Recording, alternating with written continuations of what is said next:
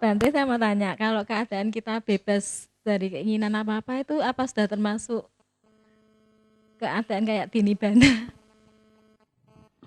Ya, bebas dari keinginan. Ya lihat keadaannya. Bebas dari keinginannya ini muncul apa dari latihan atau apa karena keadaan. Ya, jadi jangan sampai langsung, Bante saya sudah bebas dari keinginan.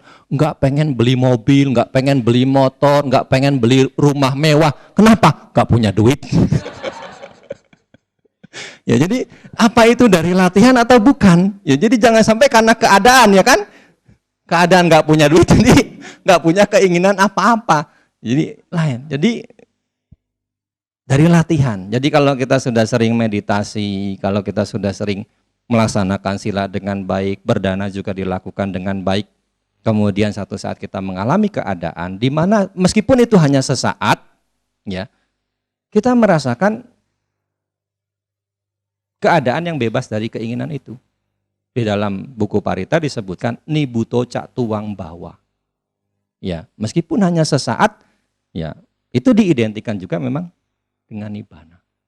Tapi jangan sampai kita nanti memunculkan pandangan salah baru, nibbana sesaat. Ya, kenapa? Karena di dalam Brahmajala Sutta itu ada 5 pandangan tentang nibbana saat ini. Apakah keadaan itu muncul dari latihan yang sudah kita jalani atau karena dari keadaan yang ada saat ini? Beberapa orang menganggap mencapai jana 1, 2, 3 itu seolah-olah sudah merealisasi nibbana. Itu kekeliruan sebenarnya. Ya. Jadi itu juga salah. Jadi jangan sampai ya karena keadaan tenang dari meditatif ya, mencapai keadaan tenang, oh saya sudah nibbana, belum. Seperti di zaman Buddha ada satu contoh. Salah satunya adalah Bahia yang berpakaian kulit kayu. Ya. Bahia ini awalnya adalah pelaut. Satu saat dihantam badai, karam kapalnya. Dia terdampar di sebuah pulau di daratan. Karena pakaiannya koyak, kena hantaman badai, compang-camping, dia menguliti pohon. Kulit kayunya itu diambil dijadiin baju. Tinggal di hutan-hutan. Satu saat ketika dia keluar dengan penampilan seperti itu, orang menganggap orang suci, orang suci. Ya, lama tinggal di hutan, penampilannya juga unik. Nggak ada fashion yang kayak begitu. Ya, nggak ada fashion yang kayak gitu kan?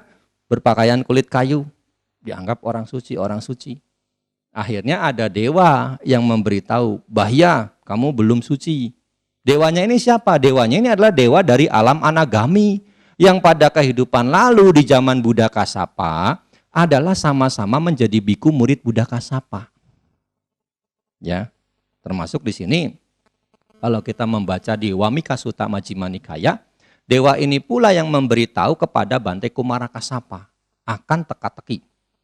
Yang nanti dari teka-teki yang diberikan dewa itu ditanyakan kepada Buddha jawabannya apa, kemudian dijadikan objek meditasi oleh Bante Kumara Kasapa hingga Bante Kumara Kasapa mencapai tingkat kesucian. Nah, kali ini dewa itu datang kepada Bahia memberitahu bahwa dirimu belum arahat. Tapi saat ini di dunia ini ada arahat.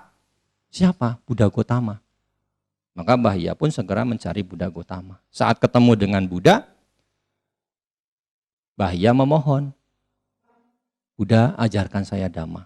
Saat itu Buddha sedang pindah patah. Buddha mengatakan, Buddha lagi pindah patah. Tunggu saja sebentar. Sampai 3 kali Bahia memohon. Sampai di permohonan yang ketiga, Bante, umur manusia ini nggak ada yang tahu. Mohon ajarkan Dhamma. Saat itu Buddha sambil berdiri memberikan tuntunan Dhamma kepada Bahia. Hanya singkat. Kalau melihat, sadari melihat. Kalau mencium, sadari mencium. Kalau mendengar, sadari mendengar. Jadi hanya berkenaan dengan indria-indria agar disadari. Tapi Bahia ini punya mentalitas orang jenius. Makanya meskipun bait Dhamma itu singkat, itu mampu membawanya, menuntunnya pada pencapaian kesucian. Ya, Bahia mencapai arahat hanya dengan diberi petunjuk Dhamma. Saat melihat, sadari. Saat mendengar, sadari.